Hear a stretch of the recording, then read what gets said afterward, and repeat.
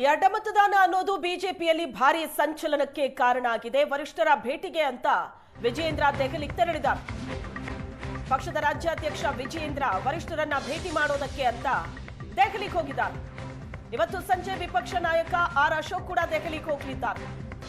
ಹೈಕಮಾಂಡ್ಗೆ ವರದಿಯನ್ನ ಕೊಡಲಿದ್ದಾರೆ ವಿಜಯೇಂದ್ರ ಮತ್ತು ಆರ್ ಅಶೋಕ್. ನಾಳೆ ರಾಷ್ಟ್ರೀಯ ಅಧ್ಯಕ್ಷ ನಿತಿನ್ ನಬೀನ್ ಭೇಟಿ ಮಾಡಿ ವರದಿ ಸಲ್ಲಿಕೆ ಮಾಡ್ತಾರೆ. ಬಿಜೆಪಿಯಲ್ಲಿ ಈಗ ಅಡ್ಡಮತದಾನ ಸಂಚಲನಕ್ಕೆ ಕಾರಣ ಆಗಿದೆ. ಈ ಅಡ್ಡಮತದಾನದ ಬಗ್ಗೆಯೇ ಬಿಜೆಪಿ ವಲಯದಲ್ಲಿ ಚರ್ಚೆ ಆಗ್ತಾ ಇದೆ. ಇದರ ಬಗ್ಗೆ ವರದಿ ಕೊಡೋದಕ್ಕೆ ಅಂತ ರಾಜ್ಯಾಧ್ಯಕ್ಷ ವಿಜಯೇಂದ್ರ ದೆಹಲಿಗೆ ಹೋಗಿದ್ದಾರೆ. ವಿಪಕ್ಷ ನಾಯಕ ಆರ್ ಅಶೋಕ್ ಕೂಡ ಇವತ್ತು ದೆಹಲಿಗೆ ಹೋಗೋರಿದ್ದಾರೆ. ಹೈಕಮಾಂಡ್ ನಾಯಕರನ್ನ ಭೇಟಿಯಾಗಿ ಚರ್ಚೆ ಮಾಡಲಿದ್ದಾರೆ.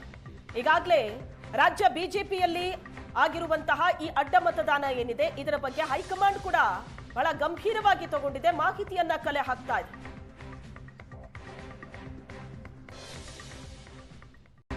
ಪಕ್ಷದ ರಾಜ್ಯಾಧ್ಯಕ್ಷ ವಿಜಯೇಂದ್ರ ವರಿಷ್ಠರನ್ನ ಭೇಟಿ ಮಾಡೋದಕ್ಕೆ ಅಂತ ದೆಹಲಿಗೆ ಹೋಗಿದ್ದಾರೆ. ಇವತ್ತು ಸಂಜೆ ವಿಪಕ್ಷ ನಾಯಕ ಆರ್ ಅಶೋಕ್ ಕೂಡ ದೆಹಲಿಗೆ ಹೋಗಲಿದ್ದಾರೆ.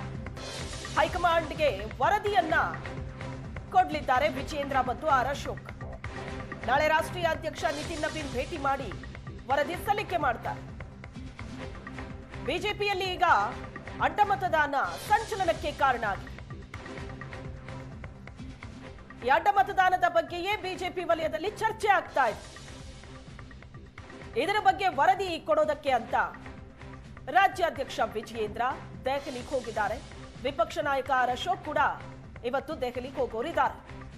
ಹೈಕಮಾಂಡ್ ನಾಯಕರನ್ನ ಭೇಟಿಯಾಗಿ ಚರ್ಚೆ ಮಾಡಲಿದ್ದಾರೆ. ಈಗಾಗಲೇ ರಾಜ್ಯ ಬಿಜೆಪಿಯಲ್ಲಿ ಆಗಿರುವಂತಹ ಈ ಅಡ್ಡಮತದಾನ ಏನಿದೆ ಇದರ ಬಗ್ಗೆ ಹೈಕಮಾಂಡ್ ಕೂಡ ಬಹಳ ಗಂಭೀರವಾಗಿ ತಗೊಂಡಿದೆ, ಮಾಹಿತಿಯನ್ನ ಕಲೆ ಹಾಕ್ತಾ ಇದೆ.